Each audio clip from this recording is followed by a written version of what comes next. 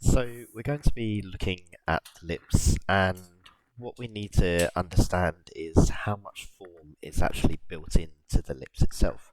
So we've got a 3D model here with a displacement map on. We're just going to ignore that for the moment, but we're going to just be concentrating on the lip area.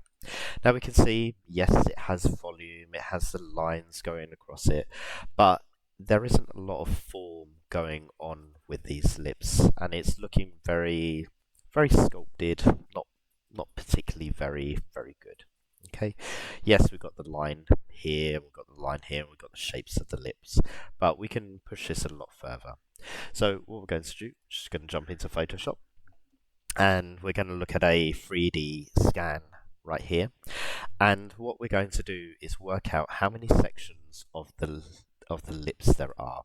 So I'm going to start off with this right here. And on the bottom lip there are normally two sections. So we've got one here and we've got one here. And it's like looking at these shapes. On the top we have three sections. So we've got the break up there, and then we have these two either side. Okay, so this is where we're starting to break up the shapes and forms. We can also go a little step further with this and actually start to look at the actual plane changes with this. So here's like a wireframe mesh that we just drawn over the top with, but you can see here that the shapes that these are actually making.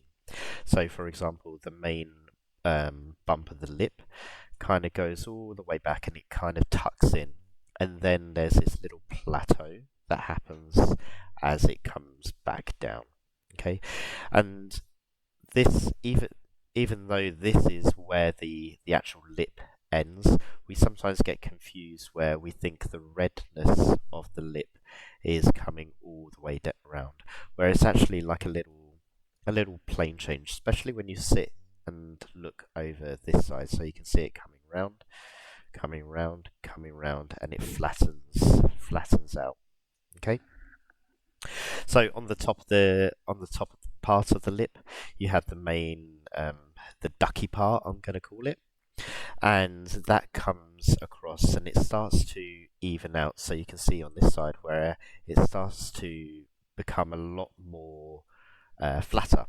So after the ducky part of the lip, and then as that starts to come back down here, so you see here, this is where it starts to build volume again, and that's where the lip is starting to touch the bottom part of the other lip.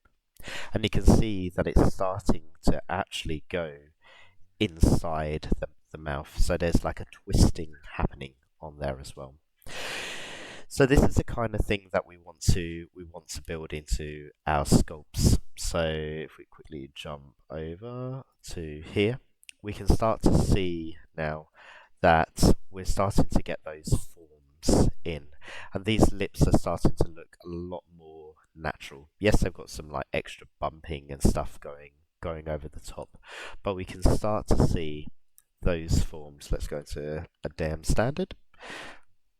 So you can see here that, wrong brush. You can start to see that I've got that bottom part right there. We've got the little plateau bit where it can sit and have a cup of tea, and then that comes down here like that. Okay, same with here. We can see that main shape happening right there. It starts to flatten out, and as it starts to come over here, we've got that twisting and that bunching a little bit more. I could probably do a little bit more on this character. But you can start to see now the structure of the lips happening. So if we undo all of this, and we'll just do a comparison of what we had before and what we had now. It gives it a much more natural looking form.